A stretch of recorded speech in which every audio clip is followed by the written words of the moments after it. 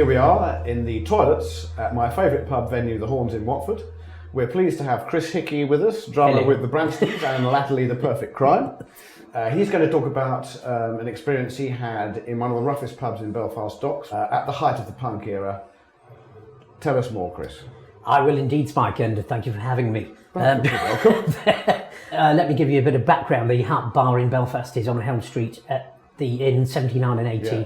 It was the what they called CBGBs or Marquee of Belfast. Right. That may be pushing it a bit, but it was a very big, resounding punk place.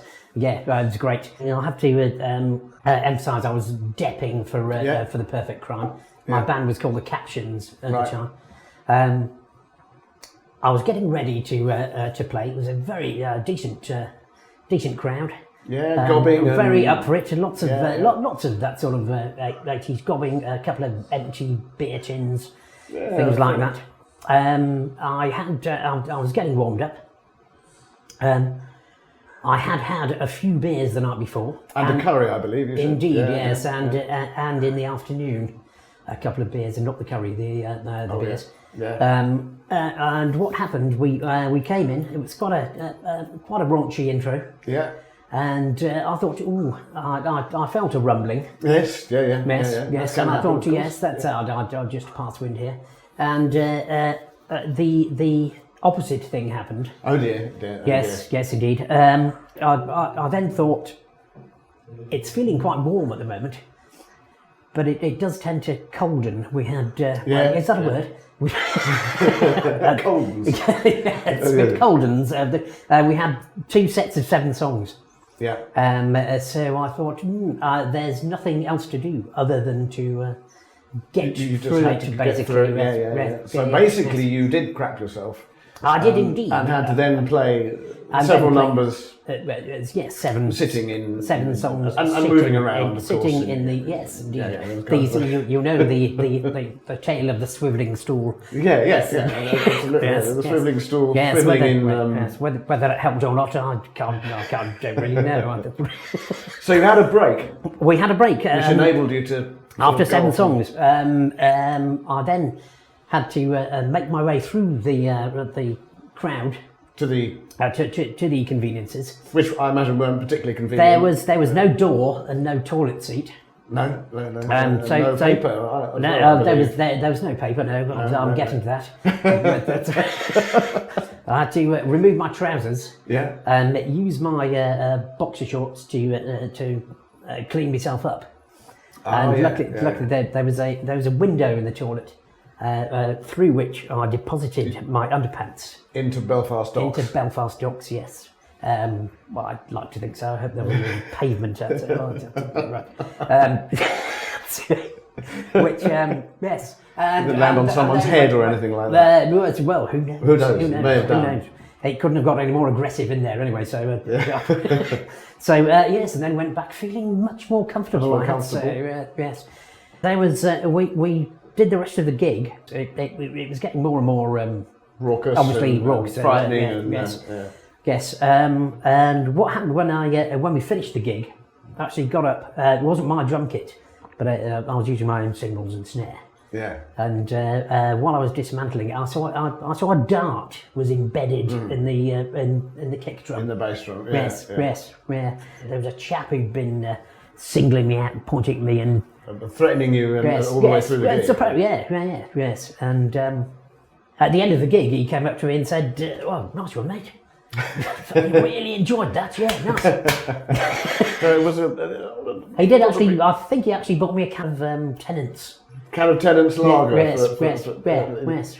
At the end, I went and stuck my stuff in the van. Yeah. And when I got back in, he obviously his way of expressing enjoyment was wanting to kill. was to look like he wanted to kill you, and then well, Mad, Bad and Dangerous has several themes running through it. One of which is this notion that drummers might be a bit mad. Is there something essentially quite mad about all of us? Drummers have an instinct, certainly that guitar players possibly don't.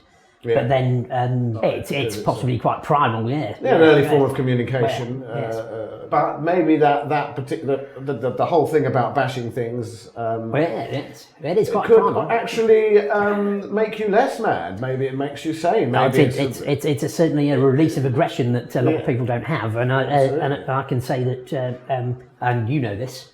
Every time you get up for a wee in a rehearsal studio, you come back in and one of the guitar players is standing there. Someone is playing trying drums. to have a go. So it's a natural desire for anybody, whether they're drummers or not. Everybody wants to. Everybody wants to. Yes. Not everybody gets to. Not properly. Not everybody can.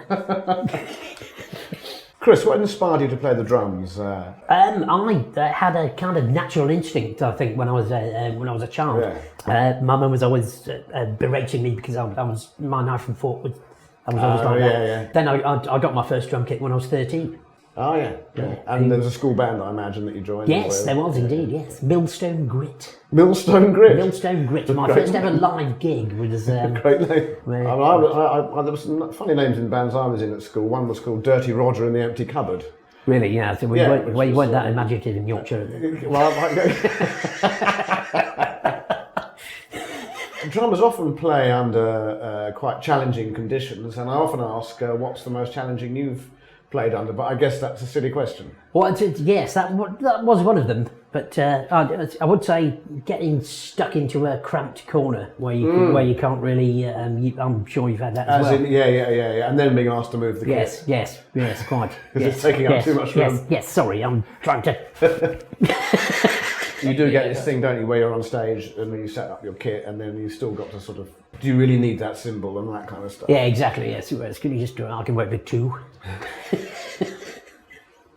Have you had any disasters on stage? Well, there was one that comes to mind, actually in this place itself. In the Horns? Yes, absolutely. And I was playing with a band called The Underdogs. I had a snare drum stand that had been given to me. I remember I provided that snare drum stand. I believe the stand with an enormous amount of silvery gaffer tape on it, which collapsed halfway through.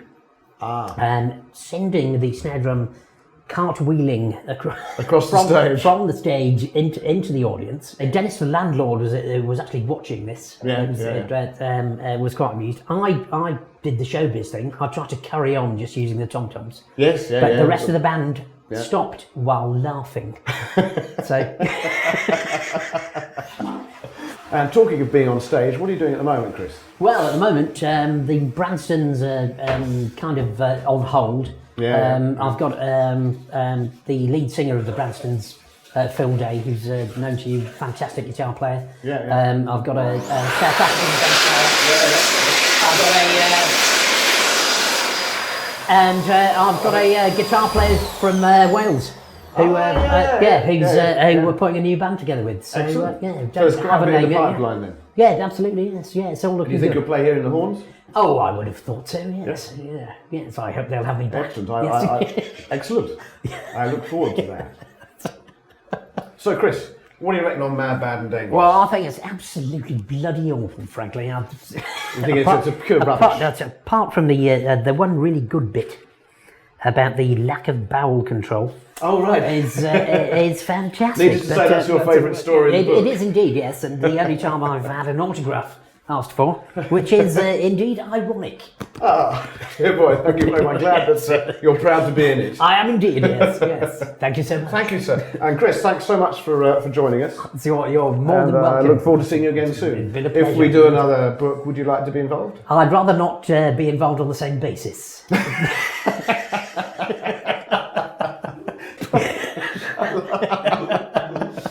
That's great.